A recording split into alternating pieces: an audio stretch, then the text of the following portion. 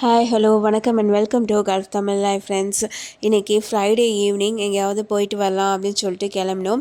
இது வந்து அமராத் சைடு தான் போயிட்டுருக்கோம். இங்கே வந்து டக்கெல்லாம் இருக்குது அப்படின்னு சொல்லியிருந்தாங்க. சரி வாங்க போய் நம்ம பார்க்கலாம் டக்லாம் எப்படி இருக்குன்ட்டு. நான் கூட வரும்போது வந்துட்டு ஒரு பெரிய வாதியாக இருக்கும், ஆனால் ஒரு 10-15 டக்கு தான் இருக்கும் அப்படின்னு நினச்சேன். ஆனால் நிறைய டக்கு இருந்துச்சு, ரொம்ப சூப்பராக இருந்தது. டக்கெல்லாம் பார்க்கும்போது என் லைஃப்பில் நான் ஃபஸ்ட் டைமாக நான் டக்கை பார்க்குறேன், இவ்வளோ கிட்டக்க பார்க்குறேன். இந்த ஓமானி குட்டி பசங்களாம் வந்துட்டு அதுக்கு வந்து குப்பூஸு, இந்த ஓமானி சிப்ஸு இதெல்லாம் வந்து போட்டுட்ருந்தாங்க.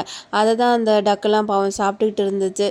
நிறைய டக்கு இருந்துச்சுங்க, சூப்பராக இருந்துச்சு இந்த பிளேஸு. ஆனால் சன்னு வந்து ஈவினிங் செட் ஆகும்போது போனனால டேரெக்டாக மூஞ்சிலே அடித்தனால கொஞ்ச நேரத்தில் எனக்கு தலைவலி வந்துருச்சு, ரொம்ப நேரமாக நிற்க முடியலை. ஆனால் வந்து இந்த பிளேஸ் வந்து ரொம்ப சூப்பராக இருந்துச்சு. தண்ணி ரொம்ப ரொம்ப கம்மிங்க. இங்கெல்லாம் வந்து பிள்ளைங்களாம் குளிக்க வைக்க முடியாது, ஆனால் அதுலேயும் சில பிள்ளைங்க வந்து ஓமானி பிள்ளைங்களாம் அதில் முக்கி எந்திரிச்சிட்டு தான் இருந்தது. இந்த வாத்தெல்லாம் அழகாக ஒன்று பின்னாடி ஒன்று போகிறதெல்லாம் பார்த்திங்கன்னா ரொம்ப சூப்பராக இருந்துச்சு, பிளாக் அண்ட் ஒயிட்டில்.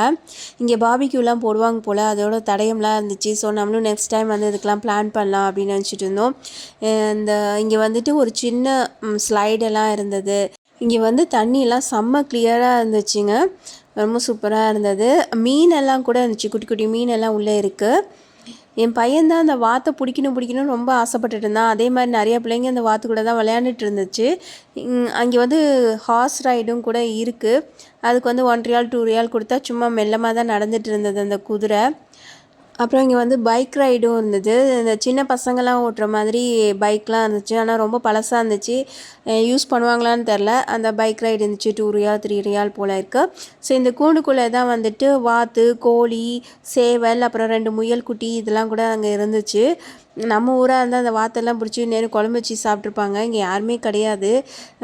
அதான் இங்கே வந்துட்டு இந்த வாத்து முட்டை இல்லைனா கோழி முட்டை இதெல்லாம் கிடைக்குமான்னு சொல்லிட்டு கேட்டு பார்த்தோம். அந்த மாதிரி விற்கிற மாதிரியும் யாருமே கிடையாது. இதை யாரும் மெயின்டைன் பண்ணுறாங்கன்னு தெரியல, யாரையுமே காணோம். இங்கே வந்துட்டு ஒரு பேக்கரி இருந்துச்சு. ஈவினிங் டைமுன்றனால சரி ஸ்நாக்ஸ் வாங்கி சாப்பிட்லாம் அப்படின்னு சொல்லிட்டு போயிருந்தோம்.